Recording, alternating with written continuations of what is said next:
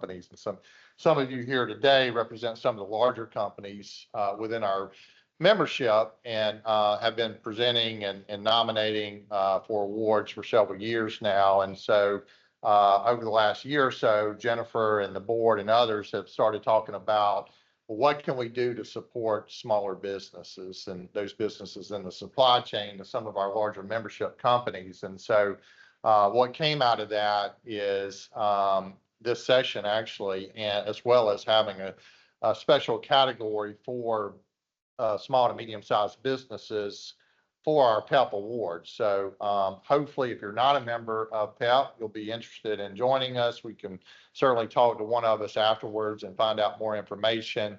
But part of what we want to accomplish here today and what Joy will be presenting on is there's probably a lot of things that companies are doing already, including you guys, that are moving the needle as it relates to sustainability. A lot of times you do it for the reasons of saving money or other efficiencies and whatnot. And so Joy will be talking more about that. So I'll introduce Joy Stevens. She's actually based out of Nashville. She's part of SCS Engineers Southeast region team and also leading up the sustainability business of SCS Engineers. And so I think today's section is primarily about, what can small businesses do with sustainability. I'm not going to spoil it anymore for Joy, but Joy's been with the company for about 5 or 6 years now. She also has an exciting background with like methane detection with drones and landfills and things of that nature, which she might be interested in sharing with you afterwards. Certainly has several degrees. I won't go into, Joy. If you want to go into those, you can, but without further delay. Introduced SCS Engineers. One fun fact, SCS Engineers was founded in 1970 on Earth Day, so we're officially middle-aged now. And just on a personal note, though I haven't been in the environmental industry as long as I've been in my other past life careers, sustainability has been really important to me since I was a kid. Though I didn't know it by that name, of course. I grew up in areas in the South Pacific and South America that were in varying stages of development. So I registered all these things I saw around me, but didn't really understand the implications. And then later in my life as an adult, my son and I moved to Southeast Asia in the early 2010s. And this time, what we saw and experienced was so impactful to me and to my son that it led me back to graduate school and into a career change. So I'm thrilled to be talking about this because, as we'll go over in some of these slides, many believe that small to medium-sized enterprises are key to a more sustainable world. So perfect for this talk today. Okay, we're going to start off by establishing a little bit of context. Just what is sustainability? How are SMEs, small to medium-sized enterprises, key to a better world? What are some regulatory drivers at play? We'll do a quick overview of reporting emissions, investigate some benefits and missed opportunities from adopting sustainable principles, operations. We'll look at reducing waste or minimizing waste, water and energy use reduction, establishing a greenhouse gas inventory, and then how companies can get recognition for these progressions. Do any of you all remember hearing about or maybe witnessing the collapse of the Grand Banks cod fishery in the early 90s due to overfishing? It was a big deal back then. There was a moratorium placed, all fishing activities stopped due to overfishing. If you all were to ask one of the affected fishermen, is this disaster environmental, social, or economic? He or she would have said yes to all three. This three-nested dependency model represents perfectly our dependence upon a healthy environment. That is the core, that is at the core of everything. Without natural resources, fertile soil, clean air and water, we're in deep trouble. In the broadest sense, I think there's a lot of jargon surrounding sustainability. In the broadest sense, it just refers to the idea that we need to be able to maintain or support a process continually over time. In 1987, the UN defined this simply but beautifully. It's just meeting the needs of the present without compromising the ability of future generations to meet their needs. That idea is also represented by the 3 Ps of the triple bottom line. Basically, socially responsible companies focus not only on their bottom line, generating profit, but also commit to measuring success through their impact on people, whether that's employees, customers, or society, and the environment. The World Economic Forum calls SMEs a force to be reckoned with. They make up 90% of businesses globally, create 2 out of every 3 jobs worldwide, provide livelihoods for over 2 billion people, are indispensable for the smooth functioning of global supply chains, and are the backbone to most economies. As such, though, they also account for the majority of social and environmental impacts. But you all have got some opportunities here. Small businesses are agile and innovative. They're not bogged down by red tape. You can make swift, data-driven decisions. And these are all qualities that position SMEs really well to adopt sustainable practices. On the other hand, though, many small business owners report lacking the time, funds, and capacity to do so. And then, of course, there are the big questions: where do we start, and why is change even necessary? The news is saturated with talk of climate change, greenhouse gases, and calls to action. We're just going to have a quick look at the why behind these calls to live and operate more sustainably. In a nutshell, greenhouse gases are gases in the atmosphere, I'll call them GHGs from now on, that trap heat.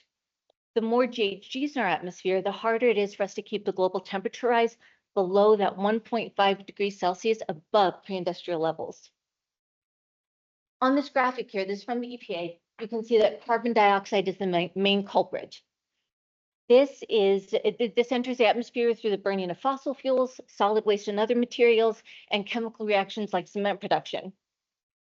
The Keeling curve on the right shows the increase in atmospheric CO2 over time, which is driven by human activities. You'll also notice those small peaks and valleys, and those are just the seasonal changes as vegetation grows and then decays. Methane accounts for a smaller piece of this pie here, but it has a higher global warming potential, meaning that it warms the Earth more over a given period of time than carbon dioxide.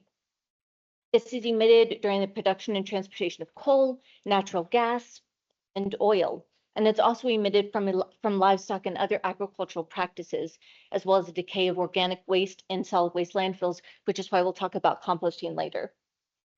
Nitrous oxide is an even smaller slice of the pie, but has an even higher global warming potential. This is emitted during the combustion of fossil fuels and solid waste, agricultural and other industrial practices, as well as during the treatment of wastewater. And finally, fluorinated gases. I've got a couple fun names listed down there for you. These are powerful synthetic GHGs that are emitted from various household, commercial, and industrial applications and processes. Of the GHGs, these are the most potent.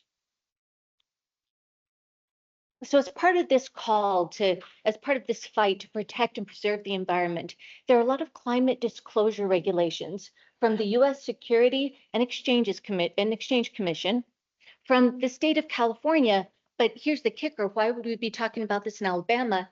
Not just California, but anywhere that does business with California. And as one of the biggest economies in the world, that affects tens of thousands of companies. And get ready for a mouthful: the EU, the European Union Corporate Sustainability Reporting Directive. They're requiring tens of thousands of companies to measure on and report on the impact of their activities on the environment. So while SMEs may not be directly impacted by these regulations, they may experience the trickle-down effects as there's increased scrutiny and expectations as these larger companies have to start reporting on their supply chains. After all, the better the supply chain looks, the better the reporting organization looks, and the better, after all, our planet. Tackling this kind of reporting is a Herculean task, but it is well worth the effort. One benefit of evaluating current emissions is immediately shows you where your company is doing the most harm. For instance, this might be in the form of business travel or in transportation and shipping of goods. We're going to go over how to gather this data in a little bit, but first, just a quick overview. Scope 1, Scope 2, and Scope 3. Scope 1 covers all direct emissions by your company facilities and vehicles. The EPA defines 6 sources. There's stationary combustion, like a natural gas hot water heater for an office building for small and medium-sized enterprises. Mobile combustion, cars, fleets. Refrigeration and AC, fire suppression, purchased gases, which would be like gases used in productions like manufacturing, testing, or lab use, and then waste gases. These might be organic compounds emitted from some operations like printing or paint booths. Scope 2 covers all indirect emissions from consumption of power, heat, steam, like the electricity you would use to power your computers, copy machines, and so on. And then scope 3, this one is the doozy. This covers all indirect sources like business travel, employee commuting, transportation of goods, and waste services. So anytime you get your waste pickup, the disposal, the transportation, and the treatment of that is also in your scope 3 emissions. So calculating scope 3 can be quite a task. Beyond the regulations, though, there are some real benefits to embracing environmental responsibility. A lot of statistics coming at you now. According to research and studies by the Harvard Business School and IBM, 55% of consumers say that environmental responsibility is important to them when they're selecting a brand. 80% of customers say that sustainability is important and they're willing to pay more for goods from sustainable companies. Being known as a sustainable brand can not only improve your brand awareness, it can also attract both customers and talent.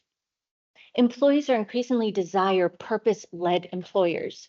71% say that environmentally sustainable companies are more attractive to them. Conversely, lack of environmental responsibility may cost you brand loyalty, talent, and business opportunities. In 2021, 4 out of 5 investors plan to act on sustainability or social responsibility factors, making sustainable businesses that much more attractive. Adopting sustainable principles also prepares businesses for compliance with the regulatory requirements like we just talked about, and ultimately leads to revenue growth as you reduce resource consumption and operate more efficiently. The Harvard Business School notes that doing well financially and doing good, solving environmental and social problems, are intertwined. Let's dig into this idea of doing well and doing good with a little bit of trash talk. Thank you for that laugh. The zero waste certification system, TRUE, boldly states that waste is a sign of inefficiency and that the reduction of waste reduces cost. But first, we need to get an idea of what kind of waste we're generating. Enter waste audits, which we'll go over here in just a bit. These are also on your resources sheets. But there are plenty of easy measures outside of waste audits that your business can take to reduce waste. This list is by no means comprehensive, but it's a good start. Digitize when possible. So I did have those sent out by email as well, but printed them, not practicing what I preach here, but we'll recycle if you leave them. Use double-sided printing when you can. Take notes or print on drafts of old printouts that you may have laying around. This will reduce paper consumption and paper waste. Refilling your printer cartridges not only saves you about 50 to 70% at places like Office Max or Office Depot, but it also prevents those cartridges from going to landfill. Reduce and reuse when possible. Some companies have begun to store boxes from their incoming shipments and reusing those for outgoing shipments. If you have the space, it might be worth looking into. If you have a snack pantry in your office, see where you can eliminate single serving containers in favor of bulk substitutes. Talk to your suppliers about a take back program. For instance, ask that they pack out their leftover packaging material with a new shipment. When they bring in their new shipment, take back your old stuff. And if you see a better way for your suppliers to deliver, talk to them, let them know. Not only will you reduce the amount of waste you have to manage, but it may end up saving them money. When you can, avoid plastic, opt for paper or other easier to recycle materials. And communicate your waste reduction goals to your customers and suppliers. If you want to start incorporating recycling or composting, there's another resource on your sheet, Recycle Across America, that provides consistent signage and standard labels, making it just easy for everyone to know this is where this bit of trash goes, that's where that bit of trash goes.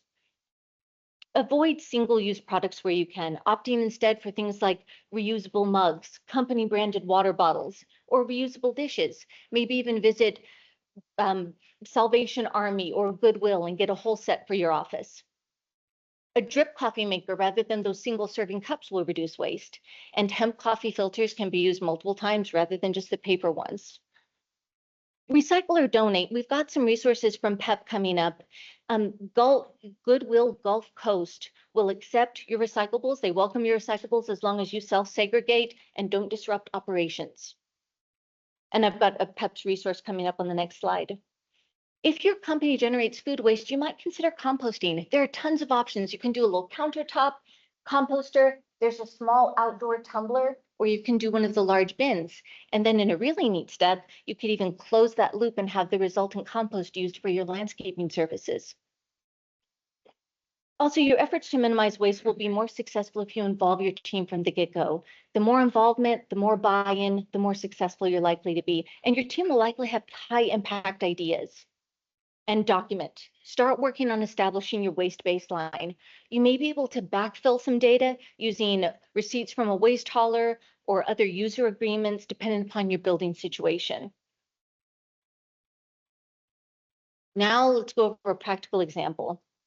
Waste audits can really range from just a basic visual do-it-yourself to a highly comprehensive waste audit provided by a waste provider or environmental consultant. Interestingly, a few years back, the Great Forest Complete Waste Solutions conducted a waste audit at over 100 buildings and analyzed over 170,000 pounds of waste from commercial buildings.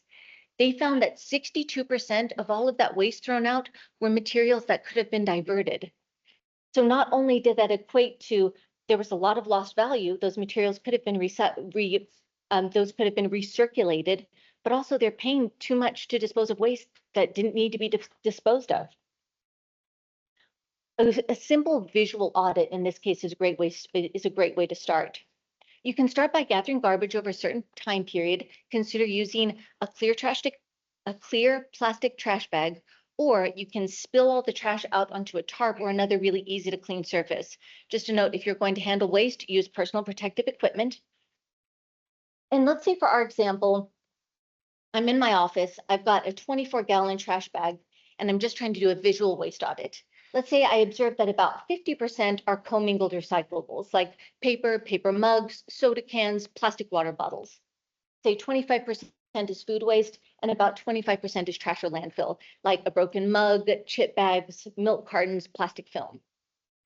I'm going to use the EPA's standard volume to weight conversion factors. These are on your resources sheet to do a couple of volume to weight conversions. And we're also going to use 1 cubic yard equaling 202 pounds. So for this example, I'm going to grab from the memo, from the EPA's volume to weight conversions, 1 cubic yard of food waste is about 463 pounds. There are lots of options on that memo, so you can choose what best fits your waste type. For one of the examples for university waste audit, their conversion factor ended up being well over 5, so this varies a lot. But for ours, we're just going to say a cubic yard is 463 pounds. We'll divide that by 202 to get a conversion factor of 2.3. For our commingled recyclables, 1 cubic yard is 262 pounds. We'll undergo the same exercise, 1.3 conversion factor. And for municipal solid waste, 1 cubic yard, about 300 pounds for a conversion factor of 1.5. The link to this calculator is also on your resources sheet. This is from the University of California, Irvine.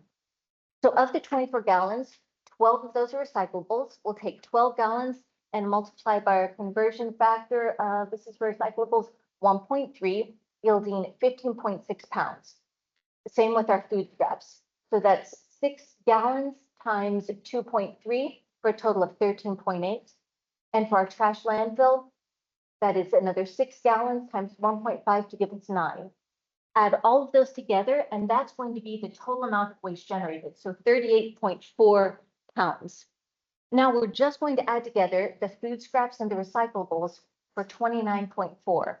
In this one bag of trash alone, if I had just taken the recycling and the compost and recirculated those or diverted them, I would have achieved an almost 77% landfill diversion rate. So it's very achievable. What else can you do with this information? Suppose you see that the majority of your commingled recyclables are things like paper coffee cups or plastic water bottles. Gifting your employees reusable branded water bottles can immediately cut down that cost and cut down on your waste. And depending upon your contracted waste services, you may be able to reduce the number of pickups or the size of your containers and enjoy additional savings.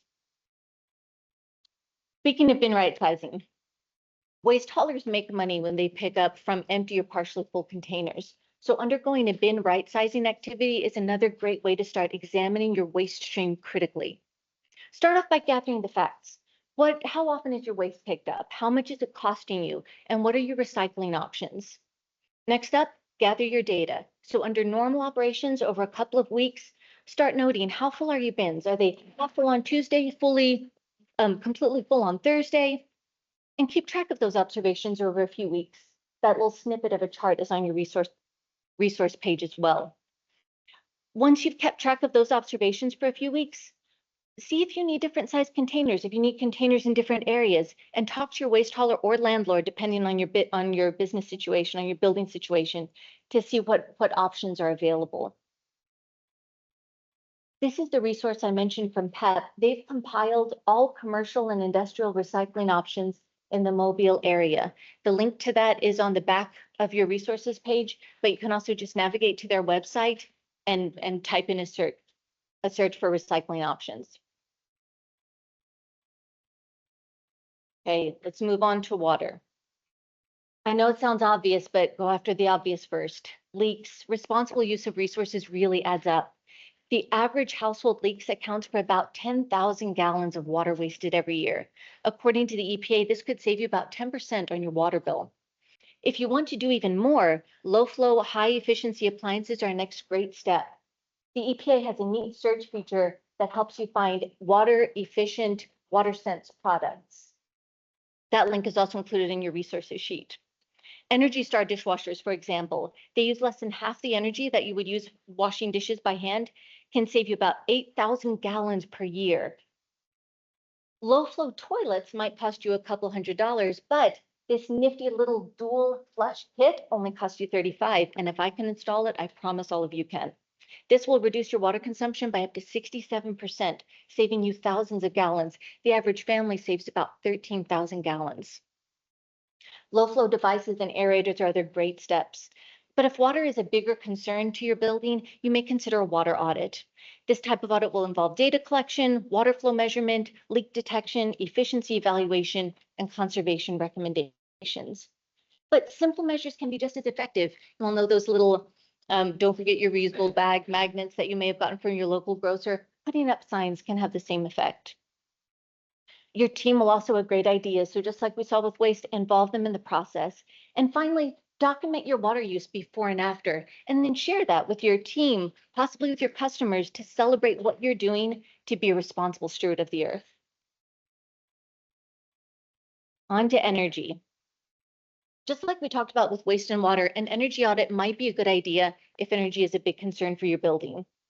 There are different tiers ranging from a simple kind of desktop study to a highly in-depth study.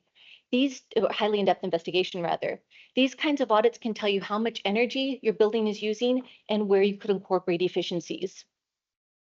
But there are also, just like the other two examples, there are plenty of simple measures you can take too.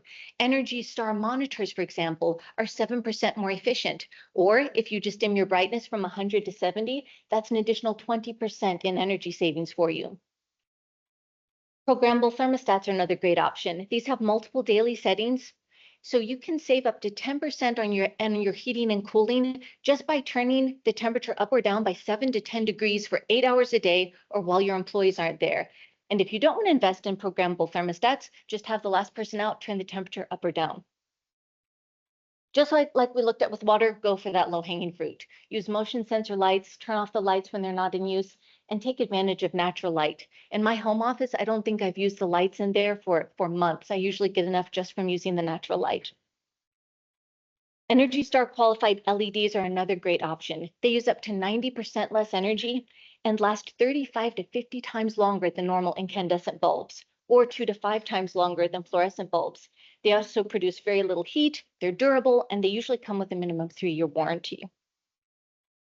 Powering down and unplugging. This one is close to home because my son perpetually leaves his computer on. This is a great way to avoid those vampire loads where the devices just continually draw little bits of power during the day. Smart strips will shut off power to devices that aren't being used, and these can even be controlled remotely via app. So if you find that something is still on at the office, everyone is left, you can shut it down. If possible, if applicable, depending on your building situation, you may even consider upgrading your HVAC to something with a SEER rating. Depending upon the rating, this can save you from 15 to 109% on your electricity bill. And like we've discussed with waste and water, get your team involved. They'll have great ideas.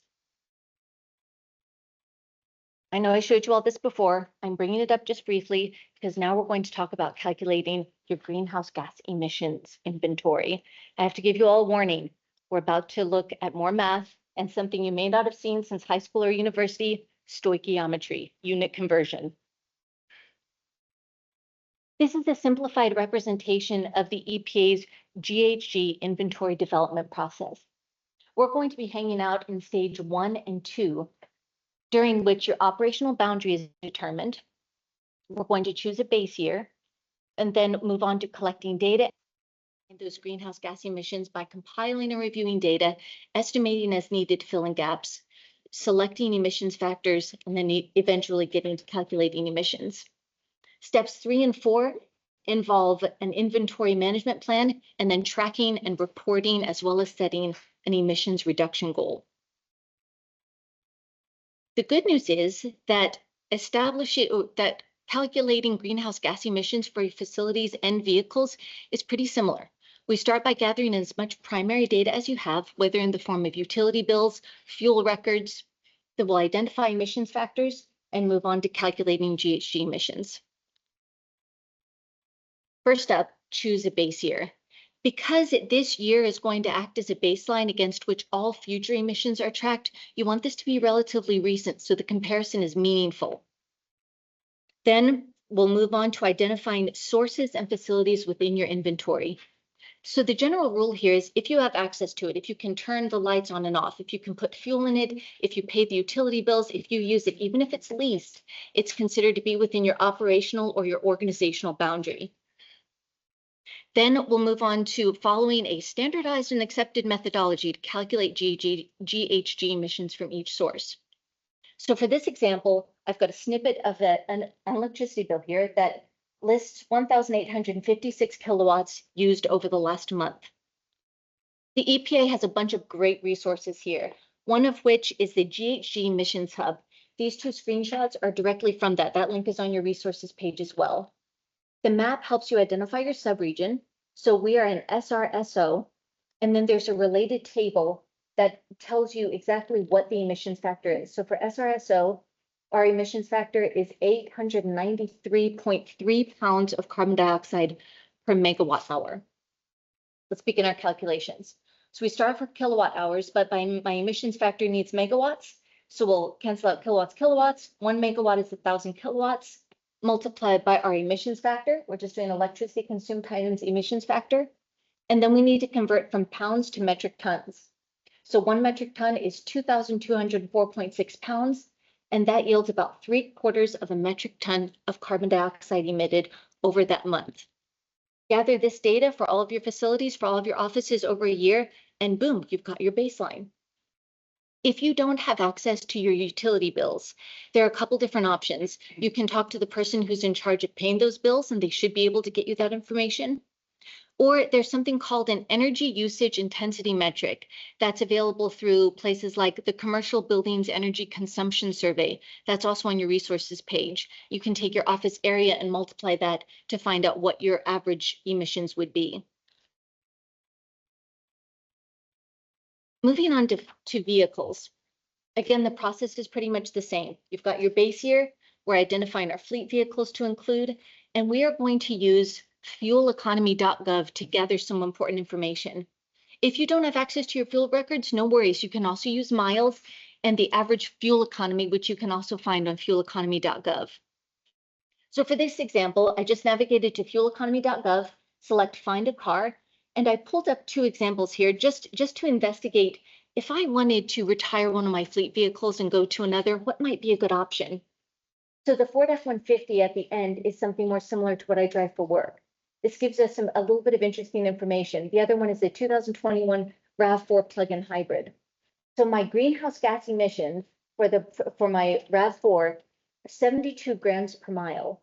For the 2021 Ford F-150, 445 grams per mile. So if you're after immediately reducing your emissions, this might be one way to go. If you see something else on the market, time for this one to retire. For this example, though, I'm using the actual work truck I use, which is a 2019 Ford F-150. This is a gas truck. And I'm going to say hypothetically over this last year, I drove 10,000 miles. I'm going to use my 21 miles per gallon average fuel economy that I got from fueleconomy.gov to estimate my fuel usage at about 476 gallons. I also grabbed my emissions factor from fueleconomy.gov at 423 grams per mile. Start our calculations. So we've got 10,000 miles times the emissions factor, 423 grams of carbon dioxide per mile. We're converting grams to kilograms, kilograms to metric tons, and that yields my total emissions for that year, this hypothetical example, 4.23 metric tons of carbon dioxide. Do the same thing for all of the vehicles in your fleet, and that's your baseline for your fleet emissions. If you don't want to do all of those by hand, another resource included on your sheet is the EPA Simplified GHG Emissions Calculator. All you'll need is to have Excel 2021 or later, enable macros, and there are lots of helpful reference tables and drop-down options to help you fill out all of your fleet information. Then you run macros, and after you filled out all your information, it'll give you a summary of your organization's emissions specifically for your fleet. So we covered stage 1 and stage 2 in that GHG inventory process. I won't touch on the GHG inventory management plan much more than to say, as you all get to this point in your journey, the EPA has a lot of wonderful resources online, including this Word document that you can download, which just shows you what are the necessary components to having a robust greenhouse gas inventory management plan. And then stage 4, setting an emissions reduction target. Of course, the EPA has great resources, but I want to highlight the Science-Based Targets Initiative here. Thousands of companies have already set emissions reductions targets through this initiative.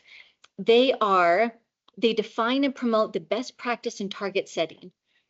So while the emissions reduction target you set will largely depend on your emissions, on your baseline emissions, there are lots of valuable resources online, and a lot of them are just online forms that guide you through the process. Like this example, this is a streamlined small or medium-sized enterprise validation route. So you can go through that process online and see if your company qualifies. The last thing I'll mention on that front is the report as necessary. Have you all seen Tony's Chocolate in your local grocery stores, Tony's Chocolonely? They've made a pretty big name for themselves by making chocolate fair, and they have a good list of allies, including Ben & Jerry's. They published their FAIR report, which is what they call their sustainability report. And I thought it was so interesting that in reporting their scope 1 and 2 emissions, as they got to scope 3, they linked directly to their dairy supplier in their sustainability report. I think this is increasingly going to be a sign of what's to come, and it's best to prepare now for what is to come. A final thought as we wrap this up. According to the U.S. Chamber of Commerce, there are 33.2 million small and medium-sized enterprises in the U.S. alone. Imagine if every one of these reduced the amount of waste they were sending to landfills, instead recirculating those materials through the form of recycling or donating or composting. Imagine if everyone reduced water consumption, energy consumption.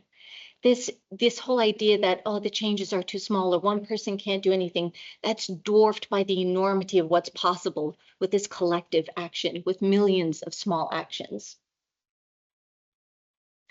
PEP also has a really cool incentive.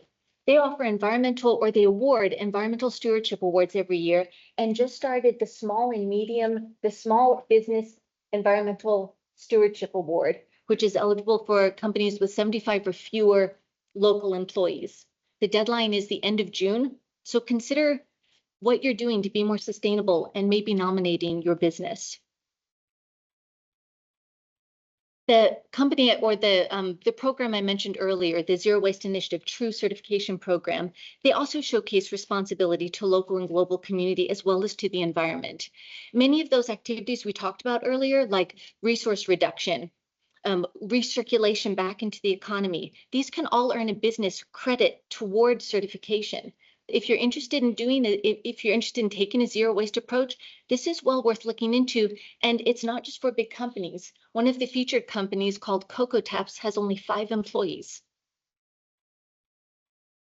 That takes us to our resources. And I'll open the floor for any questions. If I can't answer, Steve Stewart is right back there and he will be able to. Any questions, thoughts, conversation? Yes.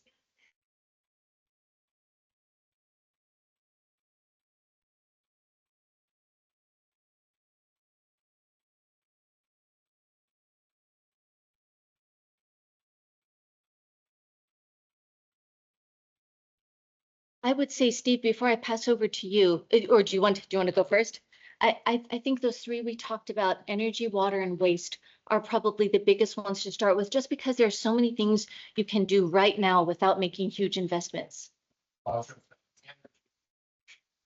where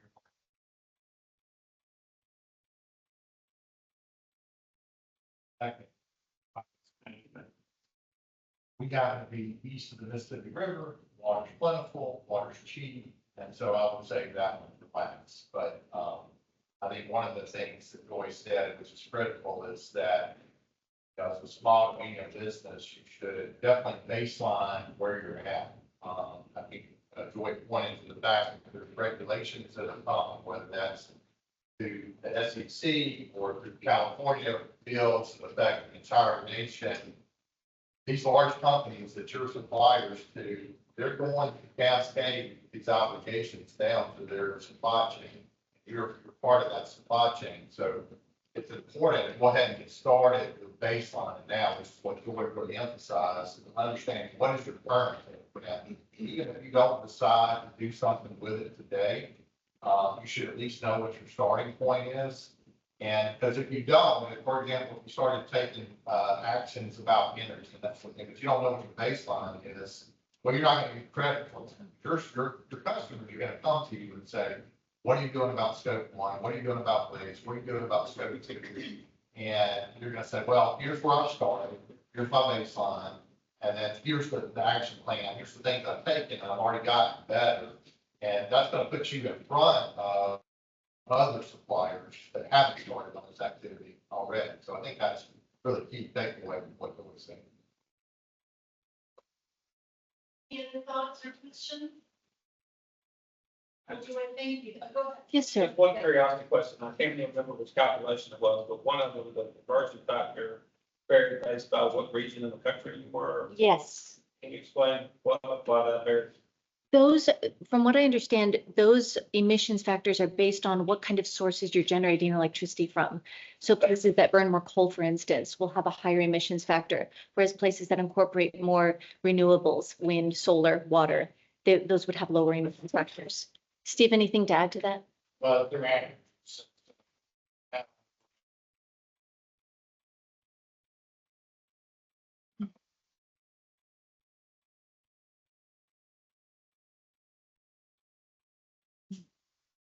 There's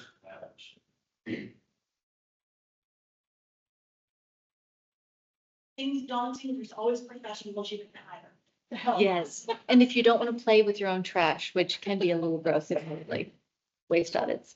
Any other questions? All right, well, thank you all so much, Joy. Thank you. This was Thank you for fantastic. having me. Thank you. I'm sure Joy or Steve both would be happy to answer any questions. If you love the innovation portal and are interested in the spot here, go talk to Todd Greer or Logan, who's back here right there. Thank you for hosting this for us, Logan, and thank you to SCS Engineers, both for Joy and for lunch. So thank you all very much. Have a great day. Thank you, Jennifer. Appreciate it.